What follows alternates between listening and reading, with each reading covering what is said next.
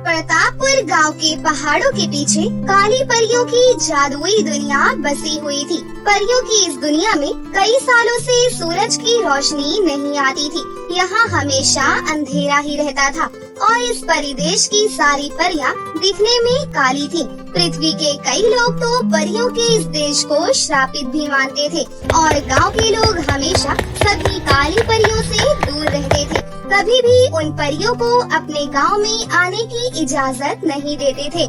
ये सब देखकर कई काली परियों को बहुत ही बुरा लगता था। उन्होंने कई बार पृथ्वी के लोगों को समझाने की बहुत कोशिश की, लेकिन कोई भी उनकी बात सुनने को तैयार ही नहीं था। इसलिए इस काले देश की काली परियां कभी भी अपने परिदेश से बाहर नहीं जाती थी। उसी परियों के इस काले देश में सिंड्रेला नाम की एक काली परी रहती थी। सिंड्रेला परी बहुत ही दयालु और मददगार थी। एक दिन सिंड्रेला परी अपनी माँ से कहती है, माँ सुनो ना, हम सभी तो परियां हैं, तो फिर हम परियों की दुनिया में ऐसे कब तक सूरज की रोशनी नहीं पड़ेगी? माँ कब तक हम ऐसे काले अंधेरे में जिएंगे? हम सबके परियां होने के बावजूद भी पृथ्वी के लोग हमें काली परियां कहते हैं और हमारे देश को भी परियों का श्रापित देश कहते हैं। माँ आखिर कब तक हमें किसी और की गलती की सजा भुगतनी पड़ेगी? मैं भी बाहर जाना चाहती हूँ, सूरज की रोशनी में रहना चाहती हूँ और एक सुंदर से लड़के से शादी करना चाहती हूँ। लेकिन माँ मुझे नहीं लगता कि अपने इस काले चेहरे के साथ मैं कभी भी अपना ये सपना पूरा कर पाऊंगी। इतना बोलकर सिंड्रेला परी वहाँ से चली जाती है। चलते चलते वो अपनी परियों की दुनिया के बाहर पहाड़ों पर पहुँच जाती है, जहाँ बहुत ही रोशनी होती है।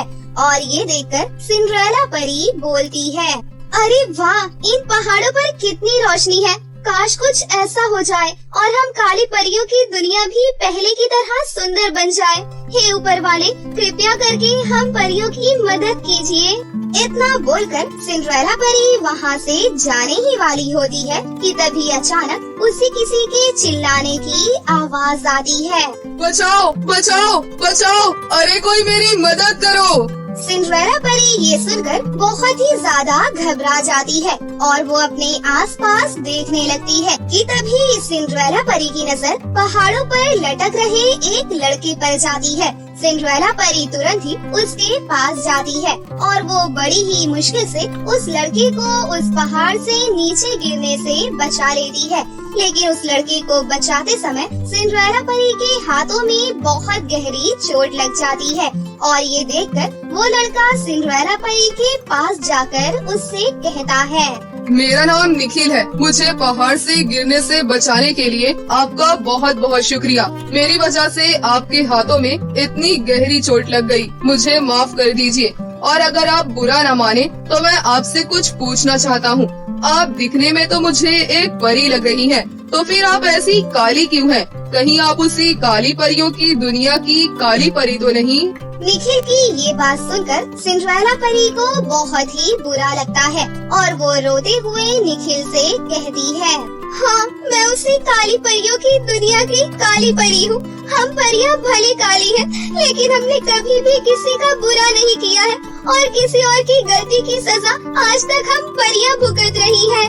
मुझे माफ कर दीजिए सिंड्रेला परी, लेकिन आपका देश ऐसा काला क्यों है और आप भी सभी परियों की तरह काली क्यों हैं? आखिर ऐसा क्या हुआ था आप परियों के साथ? बताइए मुझे। दरअसल निखिल, कई सालों पहले की बात है। प्रतापपुर गांव के जंगल में हम परियों के एक महागुरु थे, जो हमें परियों की जादुई शक्तियाँ सिखाते थे और हम सभी परियां धीरे धीरे जादुई शक्तियाँ सीख भी रही थी। और उसी जंगल में डायना नाम की एक डायन भी रहती थी। डायना डायन भी हमारे गुरु से जादुई शक्तियाँ सीखना चाहती थी, लेकिन महागुरु को ये पता था कि डायना डायन जादुई शक्तियाँ सीखने के बाद उसका गलत इस्तेमाल करेगी। इसीलिए महागुरु ने डायना डायन को जादुई शक्तियाँ सिखाने से मना कर दिया। इसी बात से गुस्से में आकर डायना डायन हम परियों से उसका बदला लेना चाहती थी। ऐसे ही एक दिन हम सभी परियों ने महागुरु को अपने परियों के देश में भोजन के लिए आमंत्रित किया था और शाम को जब महागुरु रानी परी के महल में भोजन के लिए विराजमान होते हैं, फिर वो जैसे ही भोजन की थाली खोलते हैं तो उसमें से किसी इंसान की कटी हुई गर्दन निकलती है।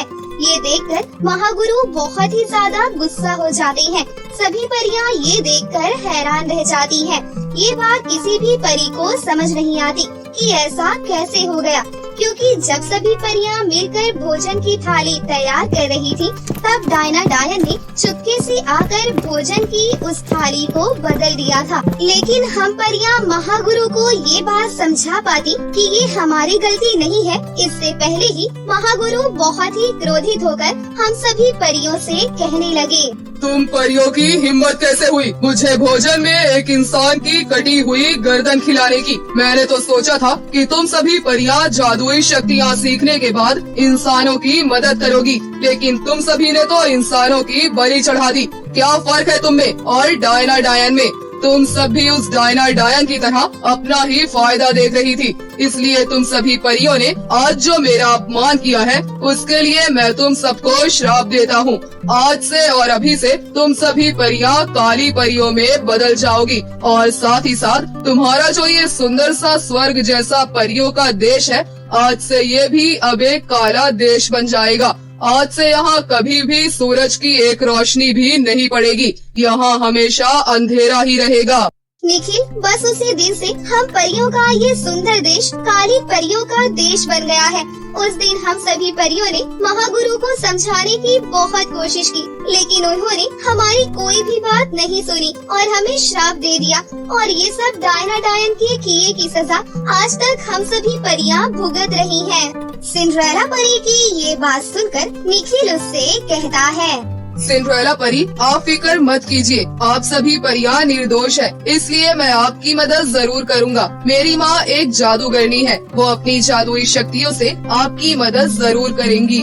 इतना बोलकर निखिल तुरंत ही अपनी माँ मीनाक्षी जादूगरनी के पास पहुँचता है और वो अपनी माँ को उन काली परियों की सारी सच्चाई बताता है। तो उसकी माँ अपने बेटे की बात मानकर मीनाक्षी जादूगरनी कहती है, बेटा निखिल, तुम फिक्र मत करो, अगर वो परियां सच में निर्दोष हैं, तो मैं उनकी मदद जरूर करूंगी और उस डायना डायन को भी उसकी गलती की सजा जरूर दिलवाऊंगी। इतना बोलकर मीनाक्षी जादूगरनी अपने जादुई गोले में महागुरु को ढूंढती है। तो महागुरु एक नदी के किनारे बैठे होते हैं। मीनाक्षी जादूगरनी तुरंत ही निखिल के साथ उस नदी के किनारे पहुंचती है। तो वो देखती है कि डायना डायन तो महागुरु की शिष्य बनी हुई है। ये देखकर मीनाक्षी जादूगरनी महागुरु को डायना डायन की सारी सच्चाई बताती है, लेकिन महागुरु मीनाक्षी जादूगरनी की कोई बात नहीं मानते और गुस्से में वहाँ से जाने लगते हैं। तभी मीनाक्षी जादूगरनी अपने गोले से कुछ साल पुरानी भोजन समारोह के दिन की सारी सच्चाई महागुरु को दिखाती है, जिसमें महागुरु ये देख लेते हैं कि डायना डायन ने परियों से बदला लेने के लिए भोजन की थाली बदल दी थी। ये देखकर महागुरु को बहुत ही गुस्सा आता है। फिर वो डायना डायन को उसकी गलती की सजा देते हुए उसे एक चूहा बना देते हैं और उसे एक पिंजरे में हमेशा के लिए बंद कर देते हैं। फिर महागुरु तुरंत ही काली परियों की दुनिया में पहुँचते हैं और वहाँ सभी परियों से कहते हैं, हे परियों, कृपया मुझे माफ कर दो। तुम सभी निर्दोष होते हुए भी आज तक उस डायना डायन की गलती की सजा भुगत रही हो, लेकिन आज इसी वक्त से मैं तुम सबको इस श्राप से मुक्त कर रहा हूँ और तुम्हारी सारी जादुई शक्तियाँ भी तुम्हें वापस देता हूँ।